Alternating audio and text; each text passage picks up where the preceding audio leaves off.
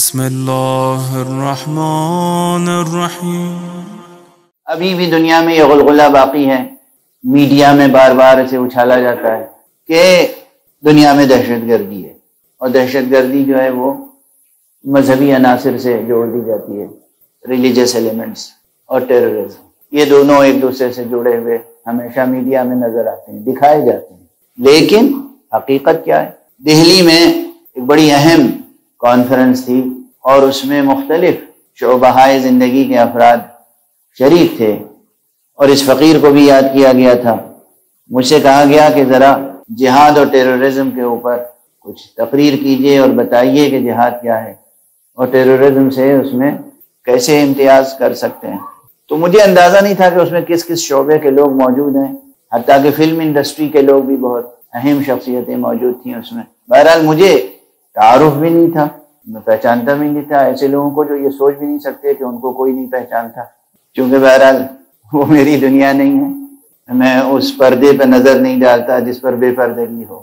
تو میں نے جو معروضہ پیش کیا وہ بس یہ تھا کہ اگر آپ کہیں جا رہے ہوں، چھوٹی سی مثال، کہیں آپ جا رہے ہوں اور راستے میں کہیں کوئی پرانی عمارت گرائی جا رہی یا گرائی جا چکی ہو کسی بھی ذریعے سے، بلڈوزر چلا کر یا مزدوروں نے گرائی ہو یا اوپر سے کوئی حجارت من سجیل، کوئی چیز اوپر سے ایسی گرا دی گئی ہو کہ وہ ٹوٹ کے بکھر گئی ہو عمارت، تو وہاں آپ دیکھیں گے کہ ملبہ پڑا ہوا ہے، لوہا ہے، پتھر ہے، اینٹ ہے، مٹی ہے، ایک ڈھیر ملے گا۔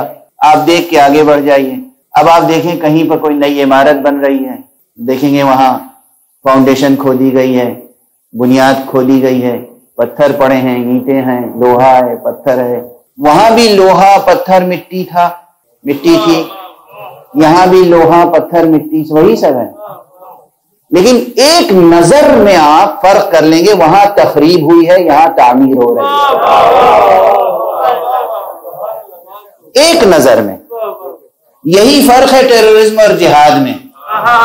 ٹیررزم انسانی معاشرے کو تباہ کرنے کا نام ہے، جہاد انسانی معاشرے کی تعمیر کا نام ہے۔ جو قتال کا تصور قرآن نے دیا ہے، جو جہاد کا تصور کسی بھی مذہب نے دیا ہے۔ پھر مجھے اپنی ایک کانفرنس یاد آ گئی دلی میں، یہی لودھی روڈ پر جو انڈیا اسلامک کلچر سینٹر ہے، اس کے مرحوم سیکریٹری چودھری عارف صاحب، پروردگار انہیں جزائے خیر عطا فرمائے، انہوں نے ایک مرتبہ ایکسٹینشن لیکچر رکھا تھا میرا، اور اس میں بہت سے حضرات تھے مختلف مذاہب مسالک سے، ہندوستان کے بہت سے IAS افسران، IPS افسران، اور بہت سے اس طبقے کے لوگ تھے۔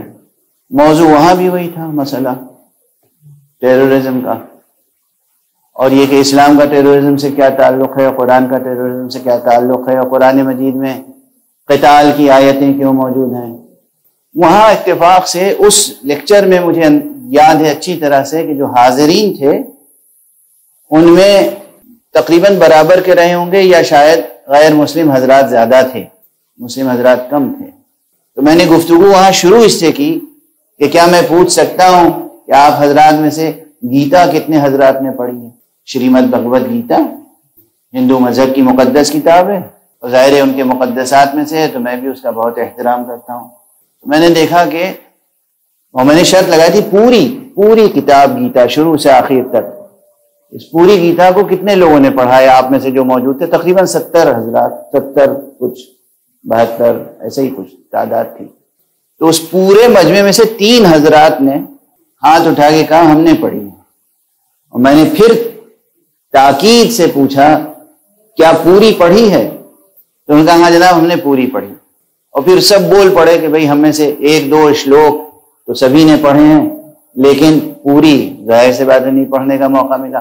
پھر میں نے کہا کہ الحمدللہ میں نے پوری گیتا 3 مرتبہ پڑھی ہے، شروع سے آخر تک، اور یہ تو اس وقت کا میرا جواب تھا۔ اب مجھ سے کوئی پوچھے تو میں نہیں بتا سکتا کتنی بار پڑھ چکا ہوں، کیونکہ خود اردو زبان میں گیتا کے کتنے ٹرانسلیشنز ہو چکے ہیں، درجنوں۔ سب سے پہلے گیتا کا ٹرانسلیشن اکبر کے دربار کے نورتن فیضی نے فارسی میں کیا تھا، پرشین میں، فیضی نے، ابو الفیض فیضی سب سے پہلے انہوں نے پرشین میں بہت کامیاب یادگار پیس آف لٹریچر ہے وہ पर्शियन में, संस्कृत से पर्शियन में उन्होंने ट्रांसलेट किया। और उसके बाद फिर उर्दू में ट्रांसलेशंस भी बहुत हो चुके। नवाब जाफर अली खां का ट्रांसलेशन, मशहूर फलसफी और नक्काद और माहिर इकबालियात डॉक्टर खलीफा अब्दुल हकीम का ट्रांसलेशन, और बहुत से ट्रांसलेशंस। और तकरीबन हर ट्रांसलेशन को शुरू से आखिर से दरमियान से कहीं ना कहीं से मैंने पढ़ने की कोशिश की और उन ट्रांसलेशंस की भी कंपैरेटिव स्टडी की। खैर, मुझे इस सब मारूजे का सबब यह है कि आप किसी से भी पूछिए कि ये गीता नाजिल कहां हुई, उनके अकीदे के मुताबिक श्री कृष्ण जी का बयान है ना गीता, उनकी तालीम है, उनकी तालीम है। किसको तालीम दी, कहां तालीम दी, किस वक्त तालीम दी? तो ये तय है कि जब कौरवों और पांडवों के दरमियान जंग हुई, दोनों एक दूसरे के मुकाबिल में आ गए थे और अर्जुन को ये समझ में नहीं आ रही थी बात कि ये जो सामने जिनसे हम लड़ने के लिए खड़े हुए, इसमें कोई हमारा दादा है, कोई चचा है, कोई भाई है, ये सब तो हमारे अजीज हैं, रिश्तेदार हैं, खूनी रिश्ता है, कैसे हम इनसे जंग करें? और जैसे ही हिम्मत हारने लगे कि नहीं, हम इनसे जंग नहीं करेंगे, चाहे हमारा इख्तिदार रहे या न रहे, वहीं पर उनके अकीदे के मुताबिक खुदाई आवाज वजूद में आई। वहीं पर श्री कृष्ण जी ने एक उपदेश दिया, एक पैगाम दिया, एक तालीम दी और ताकीद और इसरार के साथ कि हरगिज इस ख्याल में ना आना कि ये तुम्हारे अजीज हैं, रिश्तेदार हैं, खानदान वाले हैं। तुम ये देखो कि जालिम कौन है और मजलूम कौन है, तुम ये देखो हक पर कौन है और बातिल पर कौन है। अपना हक हासिल करने के लिए, जुल्म को मिटाने के लिए, मजलूम का साथ देने के लिए जालिम से क़िताल करना, जालिम से जंग करना जरूरी है। और इसके नतीजे में यानी मैदान जंग में पूरी गीता कृष्ण जी ने अर्जुन साहब को तालीम की। अगर मैदान जंग में, और वो भी क़िताल और जंग के लिए, यानी मारो, लड़ो, पीछे ना हटो, अगर उस किताब का आगाज वहां से हो रहा है तो और उस पर टेररिज्म का इल्जाम नहीं आता, तो कुरान मजीद में अगर ये आयतें मौजूद हैं कि जो लोग क़िताल कर रहे हैं उनसे क़िताल करो जब तक कि जुल्म मिट ना जाए, तुम्हारी तलवारें नियामों में ना जाने पाए, तो यहां आपको टेररिज्म नजर आता है और वहां जिहाद। वही जो श्री कृष्ण जी ने कहा था ना कि तुम ये ना देखो अजीज है, करीब है, खूनी रिश्तेदार है, ये देखो वो बातिल पर है तो जिहाद करो, उसी का नाम है जिहाद। जितने आसमानी मज़ाहिब हैं अल्लाह सुब्हानहू व तआला की तरफ से, अल्लाह, आप अल्लाह कहिए, ईश्वर कहिए, गॉड कहिए, जिसकी जो जबान हो अपने जबान में पुकारे, हकीकत तो एक है। नाम बदल देने से हकीकत नहीं बदल जाती, बल्कि मैं ये अर्ज करता रहा हूं अक्सर, जो हकीकत जितनी अजीम होती है उसके नाम उतने ही ज्यादा होते। तो नाम कुछ भी हो, उधर से आने वाला हर पैगाम जिंदगी साज होता है, जिंदगी की तामीर करता है, इंसान की तरबियत करता है, इंसान को बका का रास्ता दिखाता है।